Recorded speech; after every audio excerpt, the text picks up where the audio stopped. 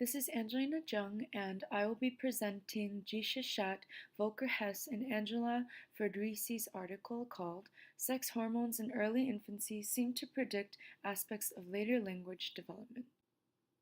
So, in the psychology field, there's always been a lot of talk about language development and specifically in a child.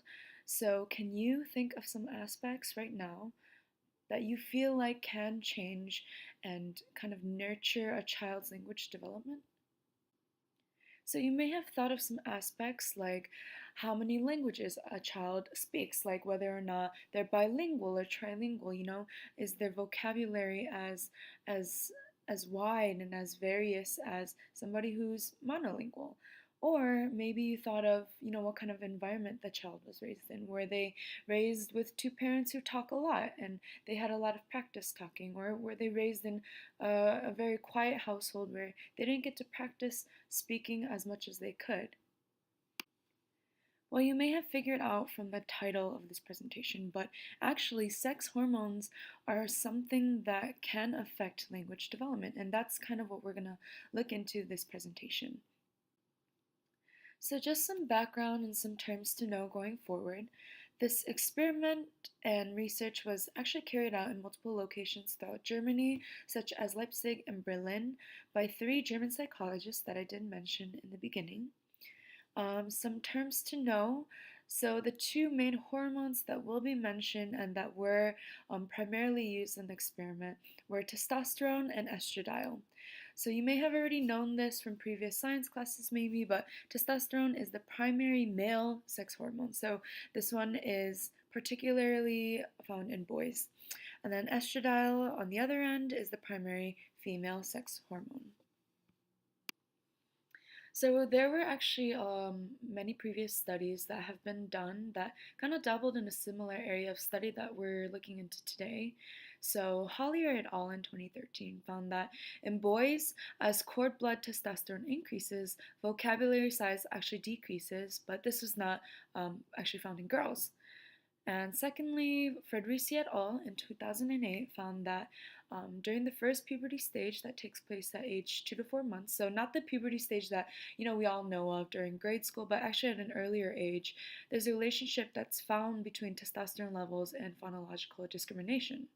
So Fredrisi et al. Found that as testosterone levels increase, phonological discrimination abilities actually tended to decrease. Third, Wermke et al. In 2014 found that estradiol has early effects on first language expression and melody complexity index in girls. And finally, Witt et al. In 2010 and Fenger et al. In 2011, these both kind of bounce off each other, but Witt et al. Found that the more testosterone level there is, the smaller the gray matter volume in the left inferior frontal gyrus there tends to be. And on the other end, Fenger et al. In 2011 found that the IFG's gray matter changes a lot in preschool and school-age children, and this kind of relates back to the comprehension performance for syntactically complex sentences. So basically, the more testosterone you have, the smaller the gray matter volume you tend to have in your IFG, which tends to relate to a lower performance rate for syntactically complex sentences. So, moving forward in Schadt et al.'s experiment, the mission was to observe the impact that testosterone and estradiol have in girls and boys, and then correlating that with their neurophysiological phonemic discrimination at 5 months to 4 years of age. So, this would allow them to do an analysis of their language development. So, this is actually the first study that was done to analyze the influence of hormone levels coming from blood samples at age 5 months after birth on the behavioral test results of age 4 to 5 years. So, it was a comparison test that was done where these babies who are 5 months old, their hormone levels were observed, and then fast forward when they're a little bit older, their language comprehension and their language development skills were kind of observed and compared. It's also important to consider in this case that this mission was not to compare sex and language development. So it wasn't to say that boys and girls are specifically just one type of way, that boys are like this, girls are like this. It was more so an overarching analysis of hormone concentrations and language development. So, sex and hormone concentrations were actually treated independently in this case, although usually they they do come hand in hand, sex and hormone concentrations. But for this case, that was kept as a control, and just hormone concentrations were focused on. So, moving forward with the methods, in terms of the participants, there were 25-month-old infants, there were 9 girls, and 11 boys. For some control factors, all 20 of the 5-month-old infants were healthy, full term babies with no neurological or developmental problems. And another control factor is that the same children were asked to be tested for the 4 or 5-year age comparison test. So all 25-month-old infants were the same babies that were used for the 4 or 5-year age tests in the future. In terms of the lab methods, blood was taken out of the babies through the antecubital vein or the dorsal veins in the hand. So even where the blood was taken out was pretty consistent between the babies. So, because this experiment wasn't only looking at behavior, where subjects can come in, answer some questions, and we can see where they're at, a lot of it took place inside of the body as well. For example, the hormone levels that are inside of the blood vessels.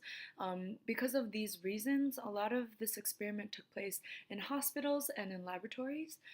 And a lot of systems were used to kind of measure these concentrations. For example, testosterone and estradiol concentrations were measured by a system called RIA. But on the other end of the spectrum, to measure language development, particularly from the ages of 4 to 5 in this experiment, a German language development test called SETK was used. So SETK measured 5 different aspects, and all 5 of these were tested directly from this test: sentence comprehension, morphological rule constitution, sentence memory, memory span for word order, and phonological working memory for noun words. And then for 5-month-old babies, phonological discrimination was tested by using long and short syllables along with EEG recordings. So, in terms of the results, there was actually no significant relationship that was found between the SETK performance and hormone levels for the memory tests. So, that would include the sentence memory, memory span for word order, and phonological working memory for non words. But there was a significant trend between hormone levels and sentence comprehension. So, specifically, they found that testosterone, which has the free androgen index, measured at 5 months, negatively impacts, and estrogen, which has the free estradiol index, also measured at 5 months, positively impacts sentence comprehension abilities, which were measured at ages 4 to 5. So, in other words, the more testosterone a child has, it kind of negatively impacts their sentence comprehension abilities, and the opposite is found for girls with estrogen.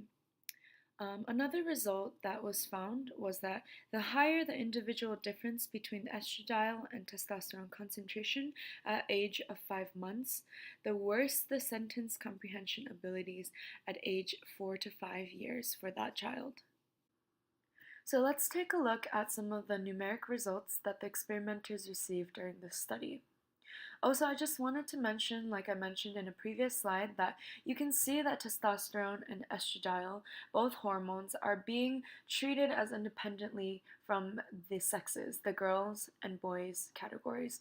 So you can see that estradiol and testosterone both have the girls and boys in their graphs. So in that way, you can kind of see that both of them are being treated as mutually exclusive in this case, although there might be a trend. They are treated separately to just create another control for the experiment. So it's important when you observe these graphs to kind of see the general trend. So in the testosterone, you can see that the general trend is more negative. The slope is more negative as it's going from the top left corner to the bottom right corner. And for estradiol, there's a positive trend that you can see as the slope is going from the bottom left to the top right.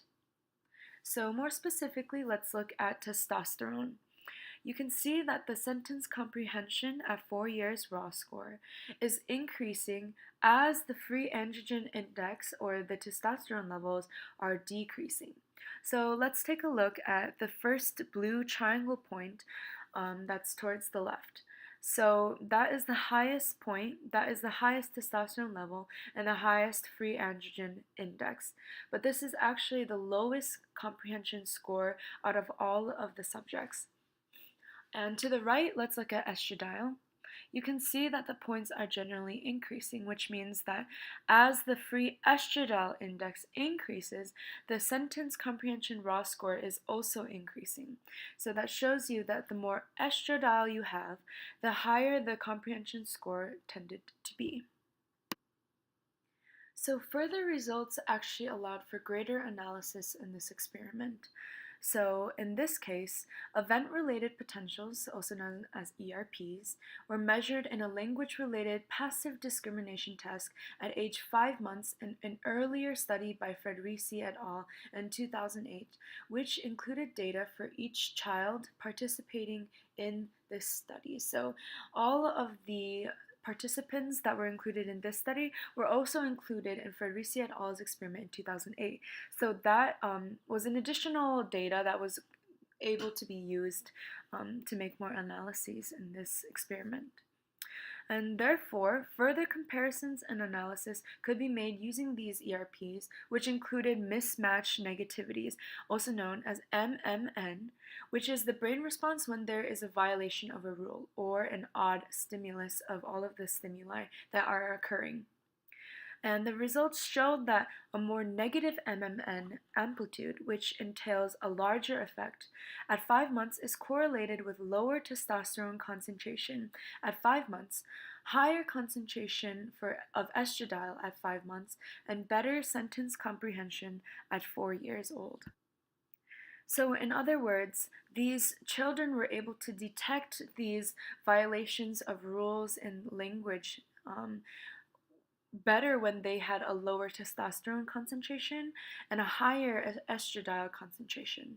So that just goes to show that the lower testosterone levels and higher estradiol concentrations do help with sentence comprehension overall. So just to conclude with our final thoughts, we found that the main finding is that there is a negative impact of testosterone and a positive impact of estradiol at early infancy on later sentence comprehension for both girls and boys. The experimenters were careful to consider that there was a small sample size in this experiment, so the results may not be as accurate as they wanted it to be. Just to quote Schadt et al., the present study should be viewed as a first step to analyze the relation between postnatal sex hormone concentration and later complex language comprehension. So they were trying to say that this is just the tip of the iceberg. They hope that with the small sample size and these results, it could lead to experiments with greater sample sizes and more accurate results to lead to greater results. Thank you for listening.